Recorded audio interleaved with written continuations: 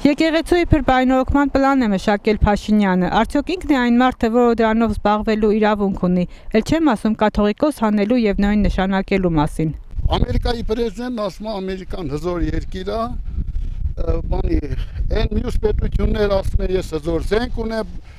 հզոր բանակ ունեմ, այս մարդն էլ լնում է որ պետքա երկրից խոսակ, կաթողիկոսը աղջիկ ունի, ինչ անենք ունի, եթե այսօրվա դրությամբ ոչ մեկը չի ուզում որ Հայաստանը զարգանա, կաթողիկոս թող մի հաճե 15 հատ ունա, դա կրոնը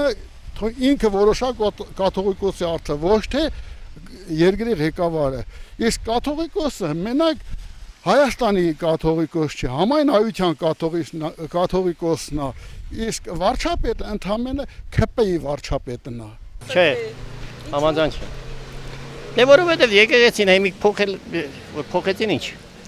Ուղղակի անձնական խնդիր այդտեղ երևի։ Եկեղեցուն պետքա չկպտեր։ Եկեղեցու դեմ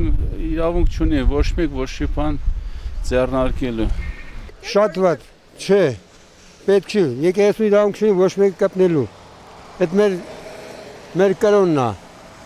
Թուրքը 1400-1500 տարի պայքարեց չկարծավ ոչ մի բան անել։ Հիմա դրել են քանդում են եկեղեցին։ Ես դա սխալ եմ համարում։ Եկեղեցին ինքել որ գիտեմ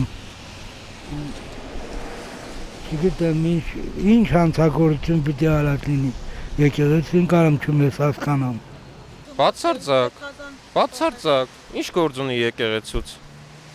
Ինչ գործ ունի իր պատվերով եկեղեցում պատարական են կարգալույծ եղած մարդիկ, նախկին քահանաներ, չգիտեմ։ Այնպես մարդիկ, որ եկեղեցուց կիլոմետրերով հեռու են, ինչ կապ ունի, սահմանադրությամբ էլ տված է, որ եկեղեցին եւ կառավարությունը իրարից բաժանված են։ Վարչապետի լիազորությունների մեջ սահմանադրության համաձայն մտնում է օրենսդիր, գործադիր դատական իշխանությունների հավասարակշռումը, հարաբերությունների կարգավորումը։ Վարչապետի գործը գործադիր մարմինն է, ինչ գործ ունի ընդհանրապես։ Իսկ այսօրվա մեր վարչապետը համ գործադիր մարմնի գործն է անում, համ օրենսդիրի գործն է անում, համ դատականինն է անում, դատավորներին կզսնում է, չգիտեմ ինչ է անում, համ հայոյանքի նախարարությունն է ղեկավարում, համ էլ կաթողիկոսին աչու ծախ է անում իր կարծիքով, բայց Աստծուն փառք մեր կաթողիկոսը ամուր է իր ոտքերի վրա,